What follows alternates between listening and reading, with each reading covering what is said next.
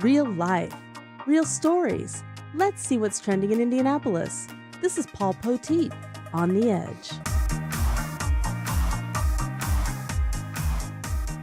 Hey, we're both pogoing. Oh, wow. You look like Max Headroom there.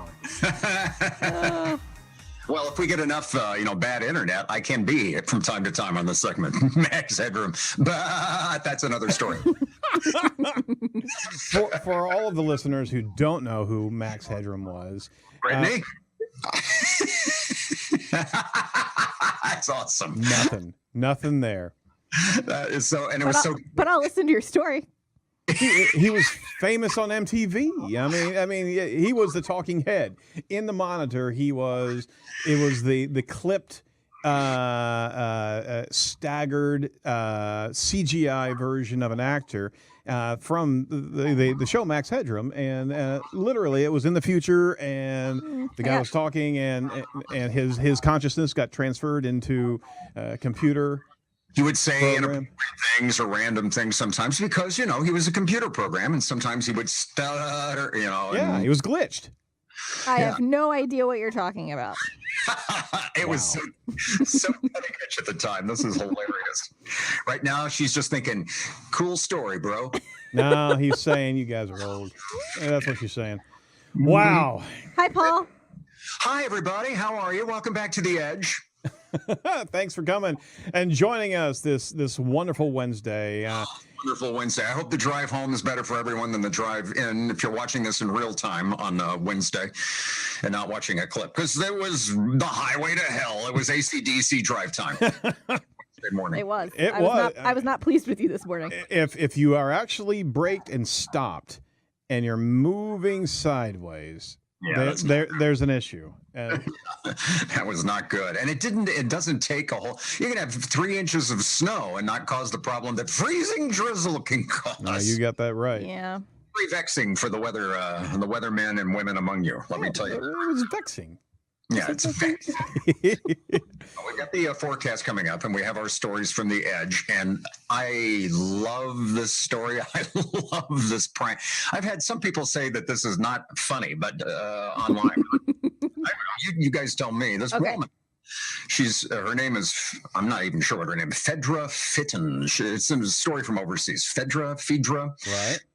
Anyway, she's a mom, she's a wife. Her family describes her as, quote, very funny and having a cheeky sense of humor. Well, she decided to carry it out from beyond the grave. The woman pranked her husband for years. Sadly, she passed away from cancer 4 years ago. And she told her husband her dying wish was for him to water her plants. Whatever you do, don't forget to water my plants. Okay. What a good husband. Nigel, that was his name. Nigel was a good husband. He watered, cared for them for years. He could never figure out why his bathroom floor was always wet. Well, recently, his daughter helped Nigel move from his home to a retirement home, and she discovered the flowers that her mom had asked her husband to care for were plastic. So she had pranked him. That's funny. From Beyond the grave. Go ahead and say it. Yep, absolutely. There wasn't much light, she said, in the bathroom, so my mom had replaced the plants with plastic ones. None of us knew. Aww. We all found it hilarious, especially my dad, who had been so impressed he hadn't killed the mom. Mr. Green Thumb. I can completely imagine this happening to me. I'm giving myself points for, Mrs. Poteet wanted me to take care of the plant. I did it. Nothing's wrong with them. And then you realize I love Phaedra. That's awesome. That just proves that we as wives really do set you up for success. We set a low bar, and you just have to keep the plastic plants alive. See, for some odd reason, I'm considering a different approach. That was a thumb in the eye. Say, aren't you paying attention to the fact that these are plastic? Set us up for success / humiliation. Hey, it's a twofer. Yeah, it's 50-50. Well, they said it's really made us all happy to remember her like this. What a gift! I mean, I think that's awesome. Yeah, that's Absolutely. nice. I guess find it, macabre, or I don't know. To me, it's funny. I think it's an evergreen story. It's an evergreen story. And by the way, the two of you, I have some requests for you that I want to talk to you about when we're in private. Some things I want you to do, okay, in case something happens to me. Okay. I don't know where to go with that, man. Done. All right. Okay, now onto a giant wheel of cheese. Say it with me. Ready? Wheel of cheese. Look at that. Holy moly. done. That is, did you know at Costco you could get, well, maybe not at Costco. Maybe you have to get it by mail. I don't know. It's a 72-pound cheese. Wow. Reggiano. It's aged 24 months. The price per pound, I guess this isn't so bad. $12.50, because I was reading some of the comments about this, and you can pay a pretty penny for fancy cheese, like $20 a pound, I read somewhere. Yeah. It's imported in Italy. I have to get out my reading glasses for the small print. It's aged a minimum of 24 months. The product is brushed completely, whatever that means, and regularly inspected to comply with strict standards. Extravagant blend of old world cheese, unrivaled quality, a delicate and savory, rich, full flavor. But how it's 72 pounds. It's $900 to buy the. So how do you store that? Yeah, do you slice it up and then you put it in the one refrigerator out in the garage? And how long does that last you? Life.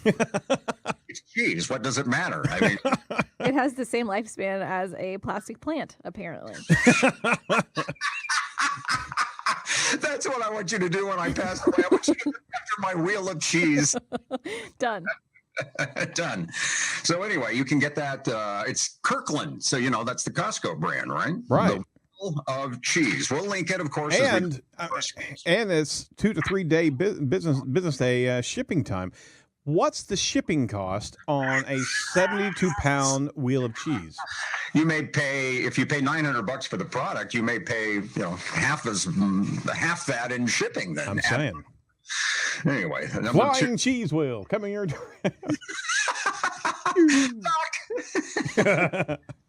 All right. Meanwhile, in Japan, they've got a Coke product that will make you have to get up and leave the room. Oh, CocaCola. Okay, very good. Yes. Because if people are leaving the room for Coke and other descriptions, then probably that was never an episode of Miami Vice. Crockett Tubbs, I think we've got these guys. They're constantly using the restroom. No, this is CocaCola. And in Japan, you have a Coke and a smile and something else. The government seal of approval. They call it a health drink because the ingredient it has is indigestible dextrin. Ah, yummy. That's apparently it's something akin to. I know you don't remember Max Headroom, but do you remember Wow Chips? Oh yes. Nope. Oh boy, those were. I think that's sometime. You could not eat those. You could not digest those things. You could not eat them. They were also you could eat them. Yeah. But you couldn't die. They also had this indigestible ingredient in them too, and they were kind of promoted as something like, "Oh, you could eat this and not wait." Yep. Apparently, this Coke has the same kind of thing in it. Well, that is too funny. Dumb. One line of comment from in Japan. I like the feeling of the burps you get from drinking this. Now, do you remember us talking about the sugar-free gummy bears, right? Yeah. Yeah. And if you haven't looked at that recently, there's thousands of stories, and this could very well be the beginning. Albanese, is that what that is? No, they're Harbro gummy bears, and the poetic license that some of these reviewers use is just fantastic. But I see this as another opportunity. Yeah, people should review, as they have done with those gummy bears. People should write reviews of this special Coke Plus. Absolutely. In Japan, although shouldn't it be Coke Minus? That causes a laxative. Gross. Hold on, I think we got some other allegories there. I'm working on them it. up. He's cooking them up. Things go better with Coke. Things come out better with Coke. It could be good if you're backed up from eating a giant wheel of cheese. Have you thought of that? There you go. See? It's a well-rounded gift. A little cheese. And a laxative. We give you an 800-pound wheel of cheese and wash it down with some laxative Coke. So there you go. Let's let this story just pass, okay? Oh, gross. Another well-balanced edge with Paul Poteet. Thank you. Good night, everybody. All right. Well, with that that wonderful finishing story, let's hear what you got for us this week. You mean let's move on? Ooh, see, MoveOn.org. yeah, we don't reference that company, that organization on the show. Just saying. You're going to find yourself moving back into spring, but then it's back to winter again. It looks like we're going to get into some probably another stretch of really cold weather in February if you really want to go extended on the outlook. But for today, if you're streaming us at work here on Wednesday afternoon, the trip home shouldn't be as crazy as it was getting in this morning.